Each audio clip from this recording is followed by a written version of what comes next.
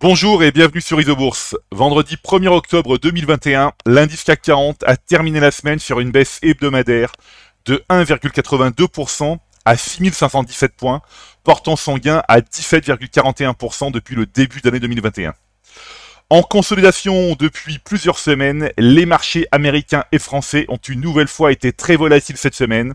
La plus forte baisse revenant à l'indice des petites valeurs françaises avec une perte hebdomadaire de 2,67% et à l'inverse, la plus forte hausse revenant à l'indice des petites valeurs américaines avec un gain hebdomadaire de 0,94%. À moyen terme, l'indice S&P 600 Small Cap évolue au sein d'une tendance haussière depuis le croisement haussier des cours de pression Isobourse 5 et 20 mois, validé en novembre 2020. À court terme, le baromètre des petites valeurs US est en consolidation depuis mi-juin 2021, notamment depuis que la courbe de pression Isobourse 5 semaines évolue au-dessous de la courbe 20 semaines. Toutefois, nous constatons que les courbes semblent prendre la direction d'un croisement haussier. Il s'agit d'un constat remarquable puisque des 6 indices présentés, le S&P 600 Small Cap est le seul indice à montrer des ambitions de reprise à court terme.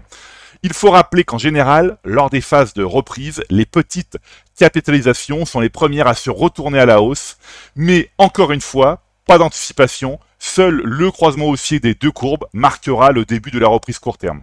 Évidemment, nous ne manquerons pas de surveiller cet événement pour vérifier s'il est capable de propager des ondes positives aux autres indices. À la bourse de Paris, le CAC 40 évolue toujours au sein d'une tendance haussière de moyen terme depuis le croisement haussier des courbes de pression Isobourse 5 et 20 mois validé début 2021. À court terme, la configuration du CAC 40 est éloignée de l'indice S&P 600 Small Cap, car les courbes de pression Isobourse 5 et 20 semaines sont toujours très mal orientées. Alors pour les plus impatients, et comme je l'ai déjà indiqué, seul le croisement haussier des deux courbes indiquera le début de la reprise court terme. Passons maintenant aux actions françaises. Alors, l'analyse des valeurs les plus échangées à la Bourse de Paris montre que le consensus moyen terme est à la croisée des chemins. En effet, sur un peu plus de 200 valeurs qui composent la sélection, il y a quasiment autant d'actions haussières et baissières à moyen terme. Alors, en cette période d'incertitude, il faut plus que jamais continuer à faire preuve de rigueur et de patience en restant bien à l'écart des valeurs dangereuses à moyen terme et en conservant les autres en portefeuille. Voilà, et bien écoutez, c'est maintenant à vous de faire le point de vos valeurs en portefeuille avec Isobourse. Je vous donne rendez-vous pour ma prochaine chronique et d'ici là, restez avec nous sur Isobourse.